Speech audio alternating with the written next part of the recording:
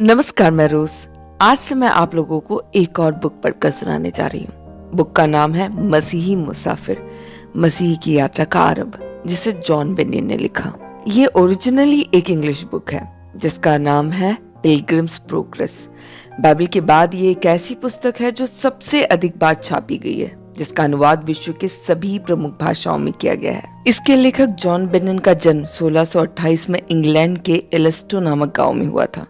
उनके पिता ठठेरे का कार्य करते थे, जो कि एक कमजोर वर्ग के थे। इस पर भी उसके पिता ने उसे एक स्कूल में भर्ती कर दिया, जहां बेनियन ने पढ़ना लिखना सीखा। 1647 में उसने एक अनाथ युवती से विवाह किया, जो प्रार्थना करने वाली मसीही युवती थी। उसने प्रभु तक पहुंचने में अपने पति का मार्गदर्शन किया और फिर उसका बपतिस्मा हुआ। बेनियन ने शीघ्र ही प्रचार करना आरंभ कर दिया, परंतु स्थापित कलीसिया से अनुमति प्राप्त न करके प्रचार करने के अपराध में उसको गिरफ्तार करके बंदी गृह में डाल दिया गया। वह 12 वर्षों तक बंदी गृह में रहा और इसी काल में उसने यह पुस्तक लिखी। ये बुक थोड़ा बड़ा है, इसलिए वीडियो थोड़े बड़े होंगे। जैसे मैं अक्सर करती हूँ, मैं ऑलमोस्ट रोज पार्ट बाई पार्ट आप लोगों को ये बुक पढ़कर सुनाऊंगी। आप लोगों से मेरी रिक्वेस्ट है कि इस बुक को एंड तक जरूर सुने और अपने सभी क्रिश्चियंस दोस्तों को शेयर भी करें। इस बुक ने बहुत सारे लोगों की जिंदगियों को बदला है। मैं प्रार्थना करती हूँ कि ये बुक आपके जीवन में आशीष का कारण बने और आपको मसीह और वचन के और करीब लेकर आए। चलिए तो फिर बुक पढ़ना स्टार्ट करते हैं, मगर उससे पहले अगर चैनल में नए हैं तो सब्सक्राइब करना ना भूलें। प्रथम भाग, मसीह की यात्रा का आरंभ। इस घने वन रूपी संसार में विचरते हुए मैं एक पर्वत की गुफा में पहुंच गया और वहां सो गया। मैंने स्वप्न में देखा कि एक पुरुष चिथड़े पहने, पीठ पर बड़ा भार लिए एक स्थान पर पहुंचा और वहां बैठकर एक पुस्तक पढ़ने लगा। यशायाह 64 का 6, लूका 14 का 33, भजन 38 का 4, हबक्कुक 2 का 2, प्रेरितों 16 का 29 और 30। पुस्तक पढ़ते पढ़ते वह भयभीत हो उठा और भय से कांपने और रोने लगा। जब उसके हृदय का दुख असहाय हो गया तो वह अकस्मात ही चिल्ला पड़ा, मैं क्या करूं? प्रेरित 2 का 37। दुखी हृदय से वह अपने घर लौट आया और अपने मन के दुख को यथाशक्ति दबाने का प्रयास करता रहा, परंतु जब उस दुख को सहन न कर सका तो उसने अपनी पत्नी और पुत्र आदि को बुलाकर अपने मन का शोक उन पर प्रकट करते हुए कहने लगा, मैं जानता हूं कि तुम सब मुझसे स्नेह रखते हो, परंतु तुम लोग मेरी पीठ पर जो यह भार देख रहे हो, उसके द्वारा अपने विनाश के लिए मैं स्वयं जिम्मेदार हूं। मैंने यह निश्चित समाचार सुना है कि स्वर्ग की अग्नि हमारे इस नगर को भस्म कर देगी और इस महान विपत्ति से छुटकारा पाने का कोई उपाय नहीं सूझ रहा है। यदि इससे बचने का कोई उपाय न बन पड़ा तो अपनी प्रिय पत्नी और बालक बालिकाओं सहित मुझे इस अग्नि में भस्म होना पड़ेगा। उसके मुख से ऐसी बातें सुनकर उसके परिवार के लोग आश्चर्य करने लगे।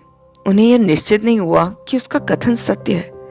इसके विपरीत उन्होंने समझा कि बूढ़ा सटिया गया है। संभवतः रात की नींद के बाद उसकी यह चिंता दूर हो जाएगी, परंतु उसके मन का शोक बढ़ता चला गया।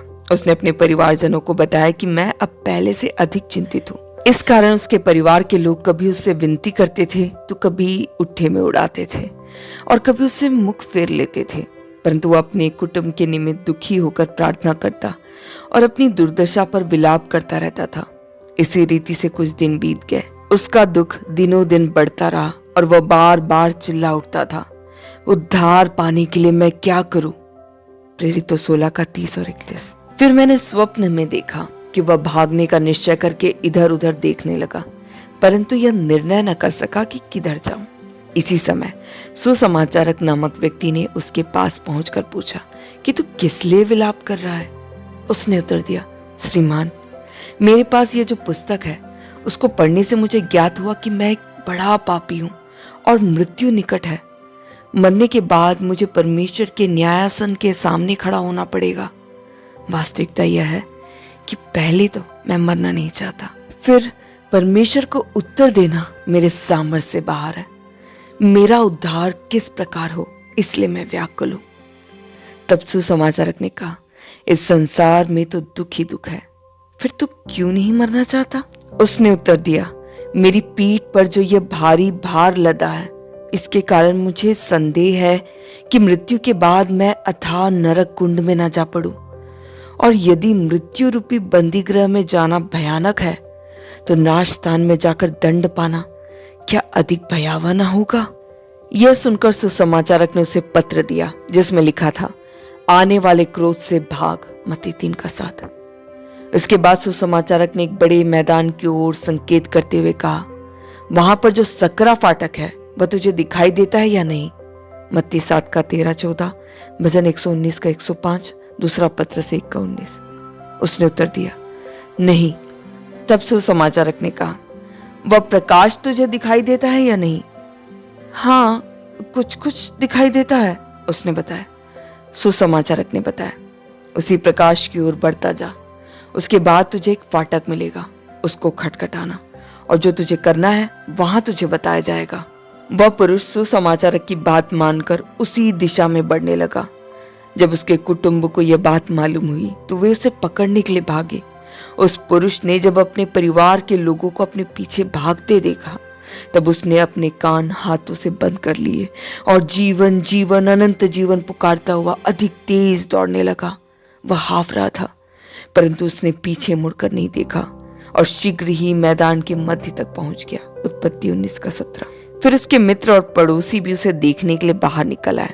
उसे वापस लौटाने के अभिप्राय में किसी ने उसे धमकाया, किसी ने दुर्वचनों का प्रयोग किया और कोई कोई हो चिल्लाने लगे, परंतु उसने किसी की भी बात ना मानी। तब हटी और दुचिता नामक 2 पुरुषों ने कहा कि हम उसे बलपूर्वक वापस ले आएंगे। वे दोनों इतनी तेजी से दौड़े कि उन्होंने शीघ्र ही उसे पा लिया। उसने अपने पड़ोसियों को देखकर पूछा, मित्रों, तुम मेरे पीछे क्यों आए हो? उन्होंने उत्तर दिया, हम तुमको वापस ले जाने के लिए आए हैं। उसने उत्तर दिया, भाइयों, मैं कभी वापस नहीं जाऊंगा। नाश नगर मेरी भी जन्मभूमि है, परंतु वह नाश होगा और तुम परलोक में नरक की धधकती हुई भट्टी में डाले जाओगे, इसलिए तुम भी मेरे साथ चलो। हटी ने उत्तर दिया, तुम कैसी बात कर रहे हो? क्या हम अपने भाई बंधुओं, कुटुंबियों और सांसारिक सुखों को छोड़कर तुम्हारे साथ जाएं? तब उस पुरुष ने, जिसका नाम मसीही था, कहा, हाँ, मेरा यही अभिप्राय है। जिस सुख प्राप्ति की मैं चेष्टा कर रहा हूं, उसके आगे तुम्हारा सुख नगण्य है। दूसरा कुरिन्थियों 4:18, रोमियो 8:18। जिस स्थान पर मैं जा रहा हूं वहां का सुख अपार है। इस बात की सच्चाई को जानने के लिए मेरे साथ चलकर तो देख लो। हटी बोला, वहां ऐसा क्या है जिसके लिए तुमने सर्वोच्च त्याग किया है? मसीह ने उत्तर दिया, मैं स्वर्गीय मिरास पाने का प्रयास कर रहा हूं। वह अक्षय, निर्मल और अटल है। जो लोग इसके लिए प्रयास करते हैं उनको परमेश्वर स्वर्ग में यह देने के लिए तैयार है। इसके प्रमाण में यह पुस्तक पढ़ लो, पहला पत्रस 1:4, इब्रानियों 11:16। यह सुनकर हटी ने निंदा करते हुए कहा, अपनी पुस्तक अपने पास रख, तू वापस चले गया नहीं, यह बता। मसीह ने कहा, भाई, मैं वापस नहीं लौटूंगा। मैंने हल पर हाथ रखा है, पीछे मुड़कर देखना मेरे लिए उचित नहीं है। लूका 9:62। तब हटी ने दुचिता से कहा, चलो इस मूर्ख को छोड़कर घर चलो। ऐसे बहुत से मूर्ख हैं, जब इनके मन में कोई भावना उत्पन्न होती है तो वह अपने आप को अधिक ज्ञानवान समझते हुए दूसरों को कुछ नहीं समझते। दुचिता ने कहा, बिना सोचे किसी का उपहास करना ठीक नहीं है। मसीह जो कुछ कहता है, यदि वह सत्य है तो हमारी सुख संपत्ति से उत्तम है, इसलिए मेरी इच्छा है कि मैं उसके संग जाऊं। यह सुनकर हटी ने कहा, इसके समान मूर्ख इस संसार में दूसरा नहीं मिलेगा। यह पागल तुम्हें कहां ले जाएगा, यह तुमने सोचा है? चलो वापस चलो। मसीह ने कहा, भाई दुचिता, जो मैं कहता हूं वो सत्य है। तुम मेरे कहे से भी अधिक ऐश्वर्य देखोगे। इस पुस्तक में जो लिखा है वह सत्य है, क्योंकि इस पुस्तक के लेखक ने अपना लहू बहाने से इसे प्रमाणित किया है। तब दुचिता ने हटी से कहा, इस सज्जन की बातें सत्य जान पड़ती है, इसलिए मैं इसके संग जाऊंगा। जो इसकी दशा होगी वही मेरी भी दशा होगी। उसने मसीह से पूछा, मित्र, गंतव्य स्थान का मार्ग जानते हो या नहीं? मसीह ने उत्तर दिया, मुझसे सुसमाचारक नामक पुरुष ने कहा कि तुम उस सकरे फाटक पर जाओ, फिर आगे का मार्ग तुमको वहां बता दिया जाएगा। दुचिता बोला, चलो अभी वहां चलते हैं। फिर वे दोनों चलने लगे। हटी ने कहा, मैं तो अपने घर जाता हूं। ऐसे अज्ञानी की संगति में रहने की मेरी इच्छा नहीं है। इसके बाद हटी अपने घर लौट गया और दुचिता और मसीही आगे बढ़े। दुचिता ने पूछा, भाई मसीही, अब साफ साफ बताओ कि हमें कहाँ जाना है और वहां क्या पदार्थ है और उनका भोग हम किस प्रकार कर सकेंगे। मसीही ने बताया, भाई ये बात जैसी स्पष्टता से मन में अनुभव होती है वैसे बताई नहीं जा सकती, फिर भी अपनी पुस्तक से तुम्हें कुछ सुनाता हूँ। दुचिता ने पूछा, क्या तुम्हें पूरा निश्चय है कि जो बातें तुम्हारी पुस्तक में लिखी है वे सब सत्य है? मसीह ने कहा, निसंदेह यह पूर्णतया सत्य है, क्योंकि यह पुस्तक सच्चे परमेश्वर का वचन है। तीतुस 1:2। दुचिता ने कहा, अच्छा, तुम्हारी पुस्तक में जो जो लिखा है वह मुझे भी सुनाओ। मसीही ने बताया, यह लिखा है कि एक अनंत राज्य है और हमें अनंत जीवन दिया जाएगा। हम सर्वदा के लिए उस राज्य के अधिकारी होंगे। यशायाह 45:17, यूहन्ना 10:27-29। वहां महिमावान मुकुट है और हमें सूर्य के समान तेजवान वस्त्र दिया जाएगा। 2 तिमोथी 4:8। प्रकाशित वाक्य 22:5, मत्ती 13:43। दुचिता कहने लगा, आहा, ये सभी अपूर्व वस्तुएं हैं, क्या और भी कुछ है? मसीह ने उत्तर दिया, हाँ, वहां दुख और क्लेश नाम मात्र को भी नहीं है, क्योंकि वहां का स्वामी सबके आंसू पोंछ देता है, अर्थात वहां आनंद ही आनंद है। यशायाह 25:8, प्रकाशित वाक्य 7:11। दुचिता ने पूछा, हमारे संगी वहां कौन होंगे? मसीह ने बताया, हम वहां तेजस्वी स्वर्गदूतों के संग रहेंगे, जिनके तेज से आंखें चौंधने लगती है। यशायाह 6:2, प्रकाशित वाक्य 5:11। और हमसे पहले जो हजारों लाखों लोग वहां जा बसे हैं, उनसे हमारी भेंट होगी। प्रकाशित वाक्य 14:1-5, 4:4।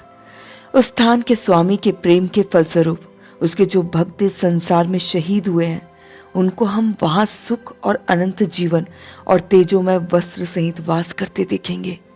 वहां की रीति यह है कि कोई किसी से बैर नहीं रखता है, सभी प्रेम से एक दूसरे के साथ रहते हैं। वे परमेश्वर के सम्मुख खड़े रहते और उसकी सेवा करते हैं। यूहन्ना 12:25, 2 कुरिन्थियों 5:1-4। यह सुनकर दुचिता ने कहा, इससे मेरा हृदय अति प्रसन्न और शरीर पुलकित हो उठा है, परंतु हम इस सुख के भागी कैसे होंगे? मसीह ने बताया, उस देश के राजा ने इस पुस्तक में एक प्रतिज्ञा की है कि इन वस्तुओं की प्राप्ति की जिस व्यक्ति के हृदय में निष्कपट कामना हो, उसे ये दी जाएगी। यशायाह 55:12, यूहन्ना 6:37, 7:37, प्रकाशित वाक्य 21:6, 22:7। दुचिता प्रसन्न और मगन हो उठा और बोला, चलो मित्र, तुरंत वहां चले। मसीह ने कहा, मेरी पीठ पर भारी बोझ है, इस कारण मुझसे जल्दी नहीं चला जाता। फिर मैंने स्वप्न में देखा कि ये दोनों व्यक्ति उस मैदान के बीच दलदल में जा गिरे, जिसका नाम निराशा है। वे दोनों कीचड़ में लथपथ हो गए। बहुत देर तक वे उसमें झटपटाते रहे। मसीही अधिक कष्ट में था, क्योंकि पीठ पर लदे बोझ के कारण वह दलदल में धंसता जा रहा था। तभी दुचिता ने पूछा, भाई, हमारी यह दशा क्यों हुई? मसीही बोला, यह मैं नहीं बता सकता। दुचिता बिगड़ते हुए बोला, क्या तुम इसी अनंत सुख का वर्णन कर रहे थे? यदि हमारी यात्रा का आरंभ ऐसा है, तो अंत तो ना जाने कैसा होगा। आगे ना जाने ऐसे कितने अनंत सुख मिलेंगे। यदि मेरा प्राण बच जाए तो मेरे स्थान पर तुम ही उस सुख का भोग करना। उसने 2-3 बार पूरा जोर लगाया और दलदल से निकलकर सीधा अपने घर चला गया। मसीही भी जोर लगाकर उस सकरे फाटक तक पहुंचने का प्रयास करते करते किनारे पर पहुंच गया, पर अपने भारी बोझ के कारण दलदल से बाहर न निकल सका। फिर परोपकारी नामक एक पुरुष उसके निकट पहुंचकर पूछने लगा, भाई, तुम यहाँ क्या कर रहे हो? मसीह ने बताया, श्रीमान, मैं आने वाले क्रोध से बचने के लिए सुसमाचारक नामक व्यक्ति के उपदेश के अनुसार उस सकरे फाटक पर जा रहा था कि इस महा दलदल में फंस गया। अब मैं क्या करूं? परोपकारी ने कहा, तुम प्रतिज्ञाओं की पगडंडी पूछकर उस मार्ग से क्यों ना गए? मसीह ने बताया, मैं इतना भयातुर था कि जो मार्ग सामने पड़ा उसी पर दौड़ पड़ा। परोपकारी बोला, अच्छा, अपना हाथ बढ़ा। परोपकारी ने उसे कीचड़ से बाहर खींच निकाला और कहा, अब निधड़क चले जाओ। भजन 40:2। उस समय मैंने परोपकारी के पास जाकर पूछा, महाशय, नाश नगर से उस फाटक पर जाने का यही मार्ग है, तो यह दीन यात्रियों के लिए समतल क्यों नहीं बनाया गया? इस महादलदल को क्यों नहीं सुधारा गया? परोपकारी ने बताया, यह दलदल किसी प्रकार भी नहीं सुधरता, क्योंकि यह पाप से उत्पन्न जंजालों के एकत्र होने का स्थान है। इसको निराश दलदल कहा जाता है। पापी लोग जो अपना उद्धार करने में असमर्थ है, इस बात के सोचने से उनके मन में जो भय, संदेह और संशय उत्पन्न होता है, वे सब मिलकर इसी स्थान पर आकर एकत्र होते हैं। इस स्थान की मिट्टी इतनी चिकनी हो गई है कि पैर रखते ही लोग फिसल पड़ते हैं और फलस्वरूप वे कायर हो जाते हैं। राजा की ऐसी अभिलाषा नहीं है, वरन राजा की आज्ञा से उसके सेवक इसको सुधारने के लिए 1900 वर्ष से परिश्रम करते रहे हैं। इसमें हितकारी निर्देशन नामक मिट्टी की लाखों गाड़ियां डाली गई, जिनके विषय में ज्ञानवान लोग बताते हैं कि दलदल को सुधारने के लिए हितकारी निर्देशन मिट्टी सबसे उत्तम है। तो भी यह स्थान नहीं सुधरा, और वे चाहे जो करे यह सुधरेगा नहीं। यह सच है कि राजा की आज्ञा से इसमें लोगों के पैर रखने के लिए अनेक मजबूत पत्थर गाड़े गए हैं, फिर भी उपरोक्त भ्रमों और जंजालों की धारा जो स्थान पर गिरती है, उससे वे पत्थर ढक जाते हैं, जो थोड़े बहुत दिखाई देते हैं। उन पर पैर रखने से लोगों को चक्कर आ जाता है और वे इस दलदल में गिर पड़ते हैं। परंतु सामने सकरे फाटक में प्रवेश करते ही उनका समतल मार्ग मिल जाता है। पहला सामुएल 12:23, यशायाह 35:8। फिर मैंने स्वप्न में देखा कि दुचिता अपने घर पहुंचा और उसके आसपास के पड़ोसी उसके चारों ओर इकट्ठा होकर उससे बातचीत करने लगे। किसी ने कहा, यह तूने अच्छा ही किया जो लौट आया। कोई बोला, यह वही पागल है जो मसीह के साथ अपने प्राण देने गया था। उस समय यह भी उसके साथ पागल हो गया था। कुछ ने उसे कायर बताकर उसकी निंदा की। इन बातों को सुनकर दुचिता ने अपना सिर नीचा कर लिया। फिर वह और उसके पड़ोसी मिलकर मसीह की निंदा करने लगे।